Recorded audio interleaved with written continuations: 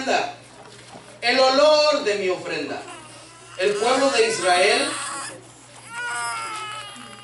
para el pueblo de Israel, Dios estableció diferentes ofrendas que el pueblo tenía que dar a Dios por diferentes motivos. Pero no me quiero adelantar para que le sigamos sentido a la predicación, y voy a pedirle y suplicarle que pay attention,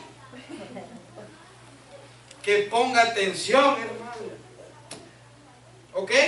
Ponga atención para que usted entienda cómo nosotros debemos ofrendar. ¿Cuántos hemos ofrendado? ¿Cuántos ofrendamos en la casa del Señor? Amén. Pero ¿cómo es nuestra ofrenda? ¿Es con olor grato? ¿O no es con un olor grato? ¿Se entiende? La palabra del Señor se lee en el nombre del Padre, del Hijo y del Espíritu Santo. Filipenses capítulo 4, versículo 18 dice lo siguiente: pero todo lo he recibido y tengo abundancia, estoy lleno, habiendo recibido de Epafrodito lo que enviasteis, olor fragante, sacrificio acepto, agradable ¿a quién? A Dios.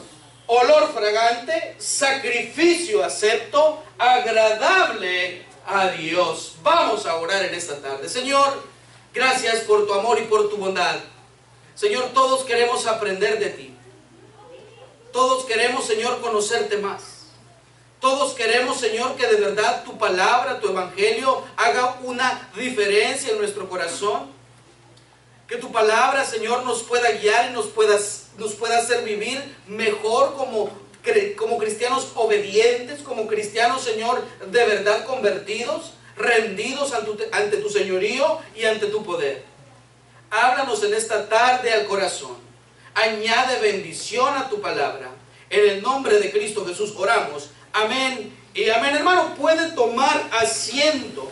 Pablo escribió o escribe esta carta allá alrededor del año 60-62 antes de Cristo, desde una prisión, desde una cárcel. Pablo escribió esta carta hacia los filipenses o a las personas que vivían en Filipos. Esta iglesia, el apóstol Pablo probablemente, según la Biblia, lo menciona en el libro de Hechos, la fundó en su segundo viaje misionero. Pablo se dirigía a los filipenses de manera gozosa, de manera agradecida,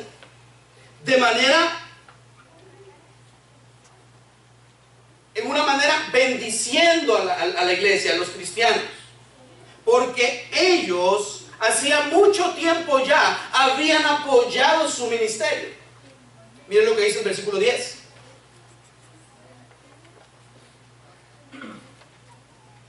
Porque, perdón. Ellos habían demostrado siempre apoyar su iglesia, apoyar la obra que Pablo hacía, para que Pablo pudiese viajar y pudiese llevar el evangelio a diferentes lugares. Pablo necesitaba el apoyo. Y miren lo que dice el versículo 10.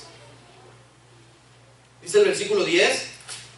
Amén, estamos ahí, hermanos. En gran manera me gocé del Señor, de que ya al fin habéis revivido vuestro cuidado de mí, dice, de lo cual estabais solícitos, pero os faltaba, ¿qué cosa dice?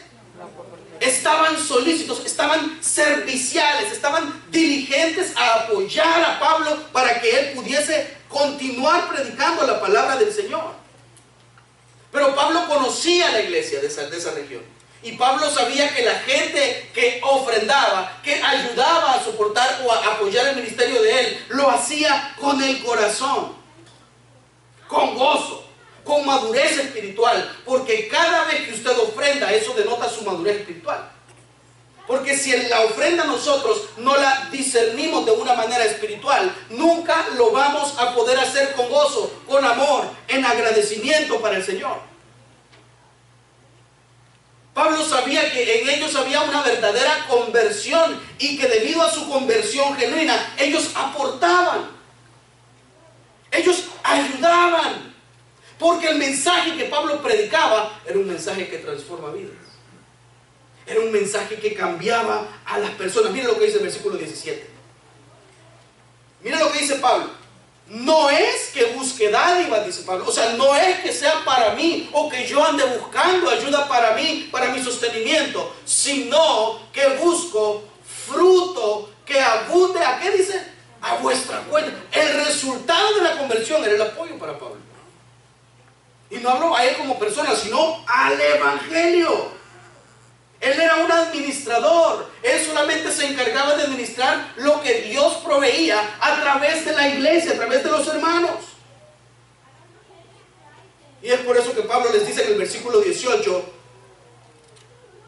pero todo lo que he recibido, todo lo que ustedes han enviado, y tengo en abundancia, estoy lleno habiendo recibido de Epafrodito, porque Epafrodito fue el que le llevó a él a ayudar. Por eso dice: lo que enviasteis, olor, ¿qué dice? Fragante, sacrificio acepto. ¿Y qué más dice? Agradable a Dios. ¿Cuántos somos buenos para distinguir olores? ¿Amén o no amén? Amén. Yo quiero que cierre sus ojos o lo haga con los ojos abiertos y piense o trate de recordar un olor que a usted le gusta, una loción de aquellas que usted dice: yes, esa es la de verdad, esa loción sí, me la puedo a donde sea. Puede ser una fragancia, una especie en específico, como la canela, un olor bien peculiar, el caramelo, la vainilla, que mi esposa siempre que le ponemos de eso al carro, ¡ay, qué feo ese olor! Pero nosotros tenemos la capacidad, podemos pensar en varios olores y distinguir una variedad de olores con los dedos de las manos o con medio respirar. Ya sabemos qué es. Esa loción de Don Pablo, decían en El Salvador. ¿Se acuerdan de esa loción? ¿Cuánto va? Don Pablo. Agua brava. Agua brava. Eterno. 7 machos. Todos aprendimos a distinguir. Pero todos hemos aprendido a distinguir los olores porque los hemos experimentado. ¿Se entiende? Porque los hemos olido. Olidos.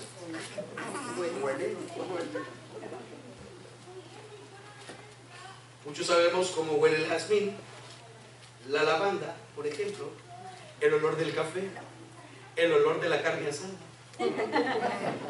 Ahí todos les da risa, ¿verdad? Y ahí estaban aquellos hermanos. Las flores que se llevan a los funerales, que huele a flor de muerto. ¿Sí o no? ¿Sí? Fíjense que qué olor y cómo nosotros lo podemos distinguir, cada uno de esos olores diferentes.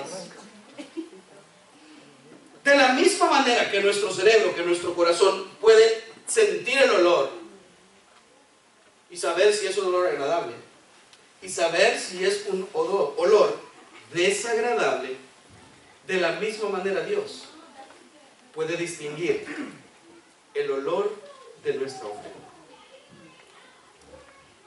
Dios se puede complacer, se puede sentir gozoso, se puede sentir regocijado, complacido, para poner más palabras, con nuestra ofrenda. Y vuelvo a preguntar, ¿cómo es nuestra ofrenda para el Señor? ¿Se lo damos prioritariamente? ¿Se lo damos de buena gana? ¿En agradecimiento? ¿Por amor? ¿En amor? ¿Con deseo de hacerlo? ¿Cómo es nuestra ofrenda? ¿Es una ofrenda impuesta? ¿Es lo hacemos de manera obligatoria? ¿O lo tenemos o lo hacemos con la actitud correcta? Cuando nace del corazón. A nadie le gusta que le impongan cosas. A nadie le gusta hacer las cosas obligadamente. Si no, pregúntenle a los adolescentes que están aquí a esta hora. que estamos diciendo. Y a veces me incluye, hermano. Pregúntele a los adolescentes, no les gusta hacer lo que ellos dicen. Como ellos dicen, cuando dicen y a la hora que ellos dicen. Pero la ofrenda que a Dios le agrada es la que sale del corazón. Sinceramente, honestamente, cuando se da con gozo, cuando se da por amor, cuando se da sabiendo que de Él recibimos más. Hermano, dice Romanos, porque de Él y por Él y para Él son todas las cosas, dice. ¿Y todas son? Todas. Hermano, ni su hijo es suyo. Si uno tiene la gran responsabilidad de criarlo. Pero todo lo que tenemos, todo lo que recibimos, viene y pertenece al Señor. Todas las ofrendas que los sacerdotes y los escribas, o que la Biblia describe que los sacerdotes y los escribas y los patriarcas ofrecían a Dios, eran diferentes. El libro de Levítico se divide en los primeros 10 capítulos, podemos dividirlo, y nos hablan de cómo llegar a Dios.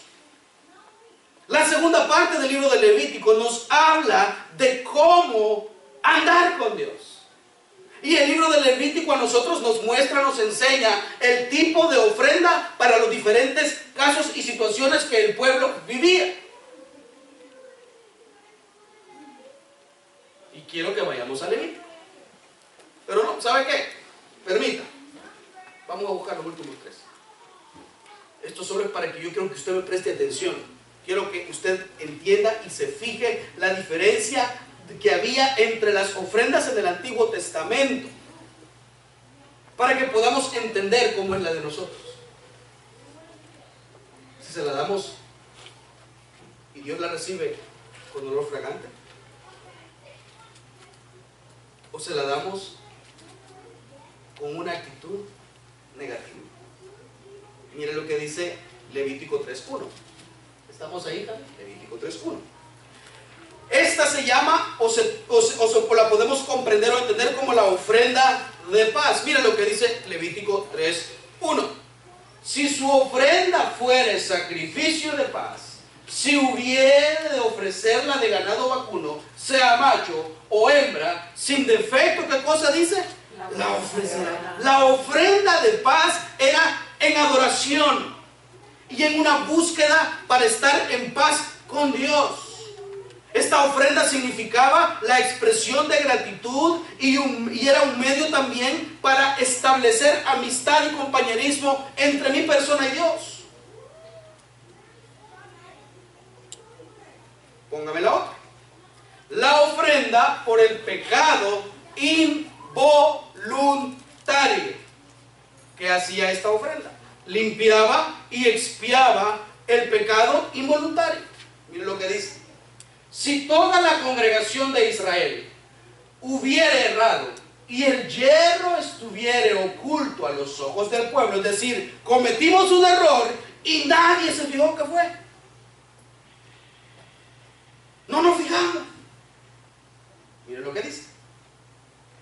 Oculto a los ojos del pueblo y hubieran hecho algo contra alguno de los mandamientos de Jehová en cosas que no se han de hacer y fueren, ¿qué dice? Y fueren culpables. Mire lo que dice el versículo 14.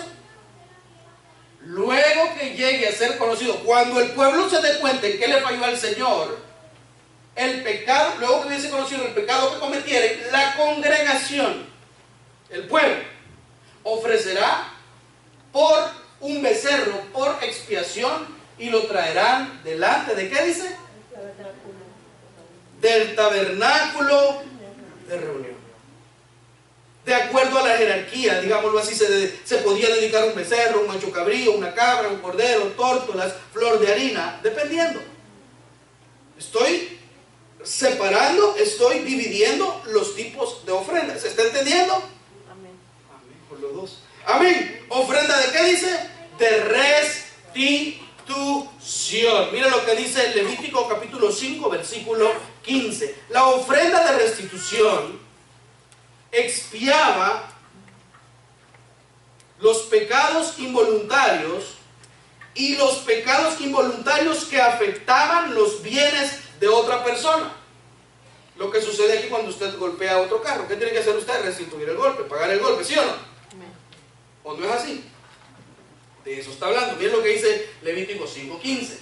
Cuando alguna persona cometiere falta y pecare por yerro en las cosas santas de Jehová, traerá por su culpa a Jehová un carnero sin defecto de los rebaños, conforme a tu estimación en ciclos de plata del ciclo del santuario, en ofrenda. ¿Por qué dice?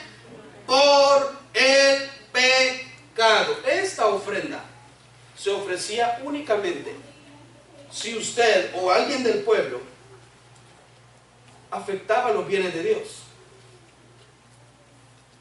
Recuerde que en ese tiempo estaba ¿qué? El tabernáculo, el lugar donde habitaba la presencia de Dios.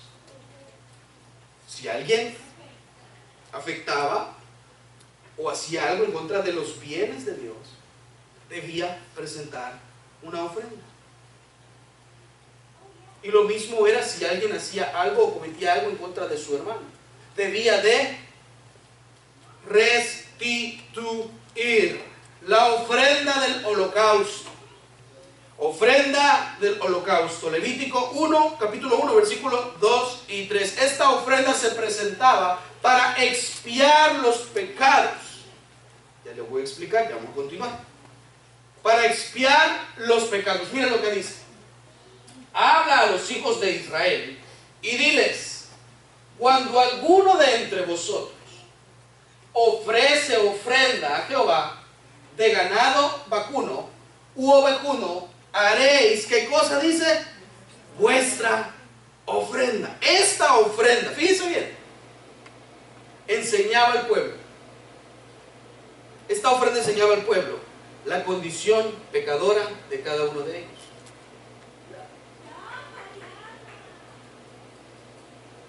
Que el hombre era merecedor de muerte.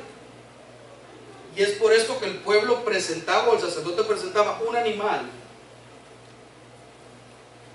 para que a través de la sangre de ese animal, el pueblo o la persona que había fallado alcanzara perdón.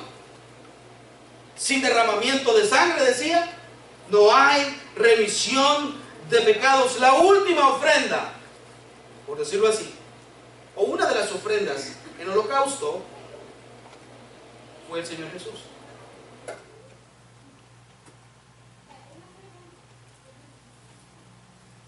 Sin derramamiento de sangre no hay remisión de pecados. En el Antiguo Testamento,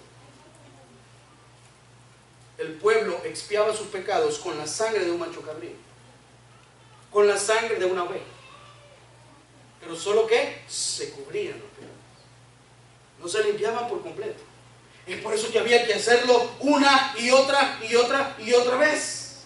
Pero con la muerte de Cristo, Él de una vez y para siempre limpió todos nuestros pecados. Ya no hay más. Nuestra vida de obediencia luego de venir a Cristo, porque muchos creemos que solo porque limpió nuestros pecados pasados, presentes y futuros, como Él ya limpió el pecado que voy a cometer mañana, hay que seguir pecando. ¿No está hablando de eso? No me malentiende. Cristo murió por cada uno de nuestros pecados, pero nuestra obligación y nuestro deber es luchar con el pecado y no satisfagáis los deseos de la carne. Debemos tratar de permanecer siempre obedientes. Y la última ofrenda que menciona Levítico es la ofrenda de oblación. Levítico capítulo 2. ¿Y qué es oblación? La ofrenda de adoración a Dios. La ofrenda de exaltación a Dios, de glorificación a Dios. Miren lo que dice Levítico capítulo 2, versículo 1. 2:1. Ok, se lo voy a leer acá. Levítico capítulo 2, versículo 1 dice lo siguiente. Levítico capítulo 2, versículo: cuando alguna persona ofreciere oblación a Jehová, su ofrenda será, fíjese bien, porque vamos a ir entendiendo esto, flor de harina, sobre la cual echará aceite y pondrá sobre ella incienso. Era una ofrenda de gratitud, era una ofrenda de adoración, expresaba agradecimiento a Dios, y esta se daba del fruto del trabajo del hombre, de las plantas, de la cosecha, porque era Dios el que recibía cada una de estas ofrendas. ¿Se ha preguntado usted por qué a Dios le agradó más la ofrenda de Abel que la de Caín? Porque él había dado ¿Por qué qué? Porque él había ofrendado lo mejor Porque él había ofrendado lo mejor. y Caín las obras. Intención del corazón. La ofrenda de Caín, ya lo vamos a ir viendo, sí, pero la ofrenda de Caín fue una ofrenda de oblación, de adoración. La ofrenda de Abel fue un holocausto por los pecados propios. Fíjense bien, por eso es que él dio, ¿un qué dio él? Un cordero. ¿Y qué dio Caín? Vayámonos a Génesis, Génesis capítulo 4, versículos del 3 al 6. Por eso le dije yo que estuviera atento para que no se me fueran los mil, porque a veces cuesta. Amén. Génesis capítulo 4, versículos del 3 al 6. ¿Estamos ahí, hermanos? Dice la palabra del Señor. Aconteció, andando el tiempo, que Caín trajo del fruto de la tierra una ofrenda a Jehová. Y Abel trajo también, ¿de qué dice? De los primogénitos, ¿de qué? De sus ovejas, de lo más gordo de ellas. Y miró Jehová con agrado a Abel y a su ofrenda, pero no miró con agrado ¿a quién? A Caín y a la suya. Y se ensañó Caín en gran manera y decayó su semblante. Entonces Jehová dijo a Caín: ¿por qué te has ensañado? ¿Y por qué ha decaído tu semblante? Ahora vamos al tema. Caín presentó, dijimos, una ofrenda vegetal. Cualquier persona le presentaba una ofrenda vegetal al Señor. Cualquier persona le presentaba, a una persona más pobre podía darle una ofrenda al Señor de ese tipo. La ofrenda de Caín simplemente fue algo producido por la tierra. Caín la tomó y se la presentó al Señor. Pero Caín no se tomó la molestia ni el tiempo para presentar la ofrenda como era debido. Aplicando lo que acabamos de decir de las ofrendas, que espero que se haya entendido, porque eso es lo que pasa cuando predicamos temas así muy, ¿verdad? Que nos va. ¿Qué dijo? ¿Que yo era qué? No, hermano, estamos hablando de la Biblia. Miren lo que dice. Aplicando el contexto anterior, la ofrenda de Caín fue nada más una gratitud por el fruto de la cosecha que él había recibido. Y le dio una parte de la provisión que Dios le había dado para que él bendijera sus alimentos. Pero en ningún momento luchó, se esforzó, apartó, agradó, glorificó al Señor. Y por lo tanto, su ofrenda no iba con olor grande. Y así nos pasa a muchos de nosotros. Y no estoy hablando de servicio, no estoy hablando de colaboración, no estoy hablando de lo que usted hace, estoy hablando de lo que le damos al Señor. ¿Cuánto le damos al Señor? Y tampoco hablo de cantidad. Lastimosamente, este tema de ofrendas, de 10, cosas así, muchas iglesias deben invitar a otros pastores para que vayan a predicar a la iglesia de Dios, porque si el pastor predica, piensan que el pastor está pidiendo. Se lo digo honestamente. En cambio, la de Abel preparó lo mejor, el primogénito, lo más gordo, el cordero, y llegó donde el Señor y le dijo: aquí está mi ofrenda. Reconozco con la actitud, aunque él no dijo nada, pero con su actitud él dijo: soy pecador. Aquí está mi ofrenda. He pecado contra ti. Te doy lo que tengo, lo mejor de lo que yo tengo, te lo doy a ti para que tú me santifiques, me apartes y me perdones. Abel ofreció no solo ofrenda de expiación, sino que escogió lo mejor, sino que apartó lo mejor, sino que le dio a Dios lo mejor. Él tenía conciencia, en pocas palabras, que necesitaba ser redimido, ser perdonado. Caín, ¿no? Y Dios pesa.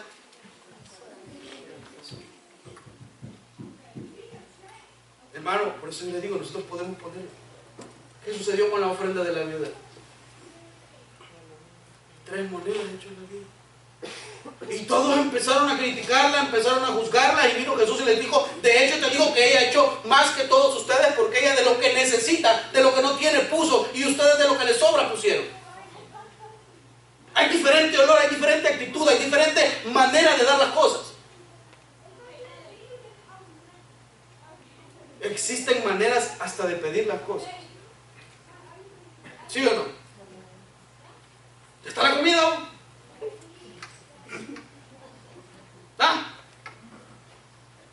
Aquí voy ahorita por Springfield. Yo creo que en media hora llego. ¿Crees que ya me tenés servido?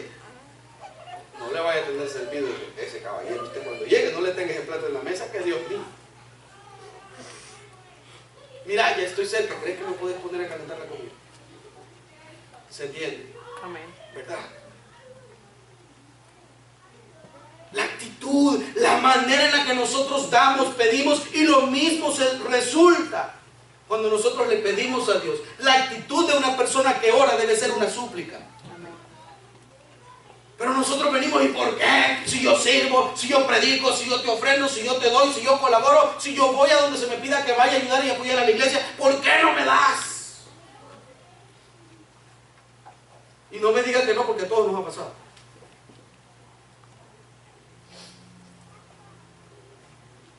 No seamos como Caín, que perdió la oportunidad de agradar con el corazón al Señor.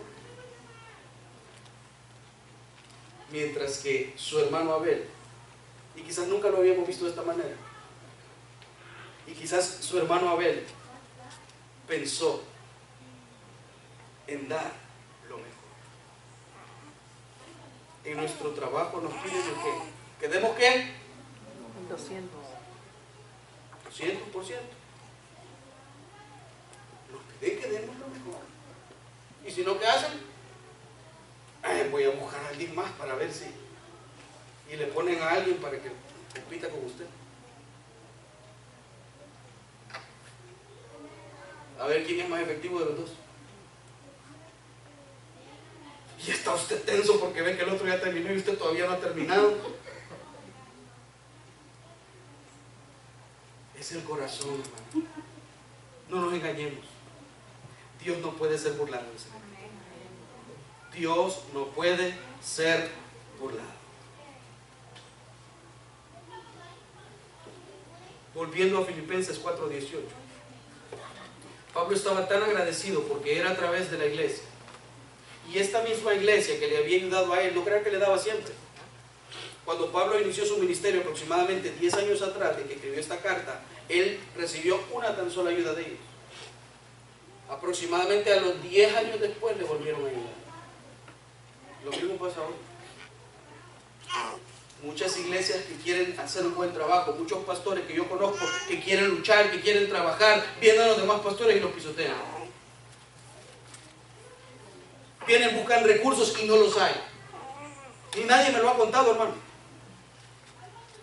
La primera ofrenda que esta iglesia recogió salió de la bolsa de 4 familias. Y así pasamos unos 6 meses. Y hay gente que sabe dónde empezamos, cómo empezamos y todo. Y estoy hablando antes del otro local. Ese local fue después. Estoy hablando antes de eso. Lo mismo le pasaba a Pablo. Pero Dios sigue siendo fiel, hermano. Pero Dios sigue y va a seguir proveyendo siempre y cuando nuestra actitud para con Él sea la mejor. Y hablo de prioridad. Prioridad. Prioridad, hermano, cuando usted entienda que Dios debe ser mi prioridad, áreas de mi vida van a cambiar. Y prioridad no hablo solo con el dinero ni con el tiempo, en todo sentido. El evangelio se vive día a día. El evangelio se vive día a día. No es 1 hora y media en la iglesia. Padres que tenemos hijos menores de 12 años, su hijo no va a aprender lo suficiente 1 hora y media a la semana. Y disculpe que se lo diga. Su hijo no va a aprender si usted en su casa no hace nada con ellos. Y se lo digo por experiencia. Tengo uno ahí que no sé si mandárselo al Señor o qué hacer, porque hoy a las 7 estaba despierto, a las 8:30. En domingo, hermano. Eso no es de Dios. ¿Y usted qué quiere? Dormir, hombre. Si mañana a las 6 hay que ir al trabajo. Pero debemos entender. Vayamos ya para ir aterrizando a primera carta a los Corintios, capítulo 16, versículo 2.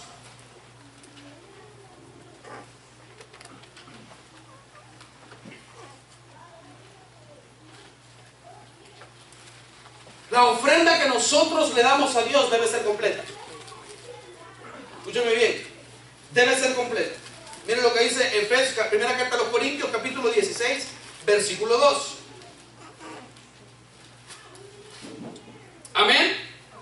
Cada primer día de la semana, domingo, cada uno de vosotros ponga aparte algo. ¿Según qué? ¿Según qué? No menos, no más, hermano. Así que es bien fácil comprender lo que dice la Escritura. Lo que pasa es que el pueblo perece porque le faltó conocimiento, dice Oseas, porque nosotros no leemos la Escritura. Miren lo que dice: vosotros ponga aparte algo según haya prosperado, guardándolo, para que cuando yo llegue no se recojan entonces ofrendas. Le damos a Dios la parte que le corresponde siempre. Solo usted y Dios lo saben. Yo no. Solamente Dios y usted lo sabe. Y Él prueba y Él pesa cada espíritu, dice la Biblia. Él pesa y conoce los corazones de cada uno de nosotros y paga al hombre según su obra. Y las obras de los hombres nacen en el corazón, en la mente, a través de la concupiscencia. Y la concupiscencia me lleva a planear mi pecado o lo que sea que usted vaya a hacer, y luego lo realizamos. Lo mismo sucede con las ofrendas. Usted planea, usted conoce, usted sabe, usted aparta, usted dice: yo voy a hacer esto, yo voy a hacer lo otro. Mire lo que dice segunda carta a Corintios, capítulo 9, versículo 6.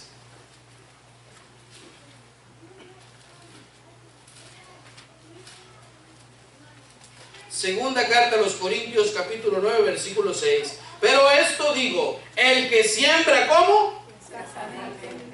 También segará, ¿cómo? Escasamente. Y el que siembra generosamente, cada uno dé como propuso en su corazón, no con tristeza ni por necesidad, porque Dios ama al dador alegre, dice el siguiente versículo. ¿Cómo está dando usted?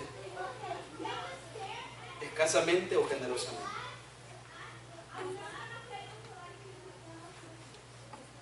El estigma más grande de las iglesias es el dinero. Ese es el estigma más grande de las iglesias, de los pastores. Porque la mayoría de los pastores dan un mal uso al dinero. Tengo que aceptarlo. Muchos malos pastores. Y buscan, ¿qué dice la Biblia? Ganancia deshonesta. No todos predican para que la gente crea, para que la gente se convierta, sino que hay un secreto escondido ahí abajo que ellos tienen todo planeado. Hermano, tanto las ofrendas que vimos en el Antiguo Testamento provienen del pueblo. La ofrenda que se le recogió a Pablo provino también de una iglesia. ¿Amén o no amén? ¿Estoy equivocado? Amén. Del pueblo de Dios en ambas áreas, en ambos antiguos, tanto en Antiguo como en Nuevo Testamento.